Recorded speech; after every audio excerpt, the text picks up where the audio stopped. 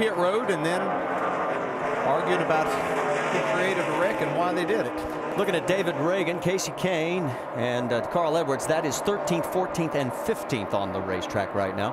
Things have finally sort of calmed down a little bit. Not a lot of battle for positions as we scan the track.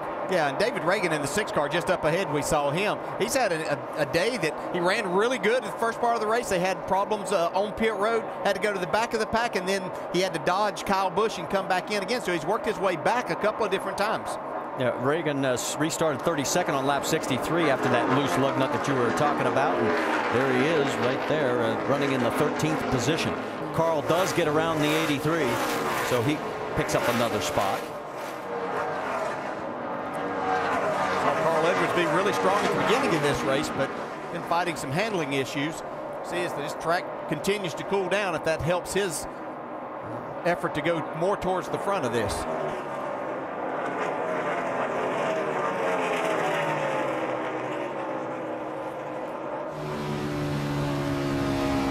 The view from out the front of Carl, and you can see his cycle. Let's get an update from pit road on the 99. Dave? Yeah, I mean, it's just as DJ described it, started the day out very well, qualified very well, and then just chased pretty much a loose race car. Carl never really said it was terrible all through this process, but you know, the last time he came down pit road, he was talking about the car being just a hair tight in the center and a hair loose off. So their adjustments were minor, and he's in a decent position as far as the speed goes as they wind it down. Let's see if he can get some more track position. Remember, he won yesterday's Nationwide Series event on a restart. A little bit controversial, especially if you ask Kyle Busch. But he picked up the win there and trying to make it 2 in a row here at Texas Motor Speedway. From one Roush Fenway racing car to the man who's leading up front, Greg Biffle by 3.9 seconds over David Rudiman. Times about how mistakes have played such a key role in the chase for the NASCAR Sprint Cup, and the drama on pit road has been unbelievable. The change of an entire crew made by the Hendrick organization, bringing over the 24 crew after Jeff Gordon's car was crashed out, and the stop that they made gave Jimmy valuable track position. He is now running 6th, 10 seconds behind the race leaders, but the turmoil has not ended for the 48 crew. How about it, Vince? Well, you did see everybody seeming to be pleased and supporting one another in regards to the change that was made here on the 48. I did see Mike Lingerfeld, who is the front tire changer for the 48 team, pack up his equipment and leave the pit box. Now, he's the only one of this group that I have seen actually leave the box during this time. But certainly these guys feel as though that they've been replaced. I mean, let's face it, it's an almost unprecedented move and certainly frustrating for their behalf, but obviously a move that Hendrick Motorsports believed they needed to do for the betterment of the 48 team and Jimmy Johnson's championship hopes. Well, and remember, we should point out, Richard Childress made a swap, but that was in the middle of the week. We've never seen this happen during the middle of a race. Yeah, it's kind of ironic, though, that 2 of the 3 that are running for the championship have different pit crews in this race right now than they did when they started the chase. Well, Jimmy right now 6th. He's 10 seconds behind the race leader, and this green flag stretch is now 70 laps. And that's exactly what would it look like if the race ended right now. Johnson would lead only by 4 and only 23 back to Kevin Harvick. But again, it keeps ebbing and flowing as each one of these guys passes or loses a spot on the racetrack. The drama has not ended since the drop of the green flag with those 3. Not to mention the drama we had with Jeff Burton and Jeff Gordon getting into a bit of a fight. Well, it wasn't a bit of a fight. It wasn't a bit. Yeah, good one. That was a knockdown drag out there for a second. It was. All right, Doc, what are you hearing on your end of the pit road? Well, you see Mike Lingerfeld, some of the guys here from the Lowe's crew down here packing up. They are packing up the 24 pit box. And I went over and asked him, I said, who made the call? They said, we're not really sure who made it. I said, was it Rick or Chad? They said, we don't know. I said, are you okay with it? He said, yeah, we're a team player. I understand. I said, can you go on camera and talk to us about that? He said, no, Chad doesn't want us to go on camera and talk. And I said, okay, but they're down here trying to do their best for the 24 team while these guys are up pitting their car, the 48, for at least one more stop. All right, thanks, Doc, for updating us, and meanwhile Jimmy Johnson has fallen 11 seconds behind the race leader. I mean, Biffle has opened up a 5.3 second run, and remember when we were talking earlier regarding Biffle on the long runs, where that's where everybody seemed to reel him back in?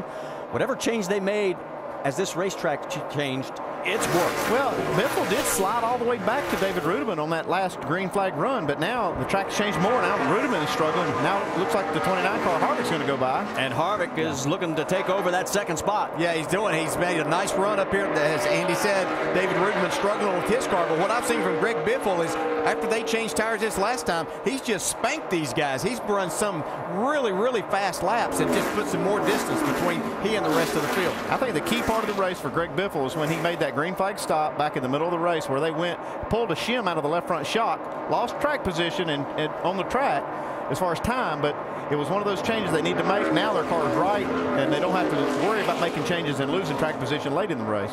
Harvick coming up on the 12 of Brad Keselowski, who clinched the nationwide championship yesterday here at Texas Motor Speedway. We'll congratulate him. He's 23rd today. Right now he's running one lap behind the race lead. I give Martin a lot of credit to the crew chief on this 29. This car really wasn't that great in any of the practice sessions that I saw. They didn't qualify well, but they knew that what they had and when this race was going to be ending. It looks like they've really made good changes, and they've got a good setup for the race where it's going to be decided at the end of this thing when the track conditions are a lot different than they were in practice. And as you look around, the entire track is now in the shade, except that one little bit coming out of turn number 2. Battle for 13th is Jamie McMurray, who had a slight rush with the wall early in this race, trying to put the heat on Carl Edwards. Meanwhile, while all this goes on, Greg Biffle has now opened up a 6-second lead over Kevin Harvick here at Texas. Our race presented by GoDaddy.com. Sprint Cup Series at Texas is presented by GoDaddy.com. Domains, websites, and everything in between. And in part by Chevrolet. Every model is backed by a 100,000-mile 5-year powertrain limited warranty. And Bank of America. NASCAR fans should appreciate the speed of our ATM deposits. No deposit slips, no envelope, quick and easy. And here on lap 283, the 33's in the pits, Doc. Clint Boyer said, and I quote, "This thing is stupid loose. It is so loose, I got to come now before I hit something out here."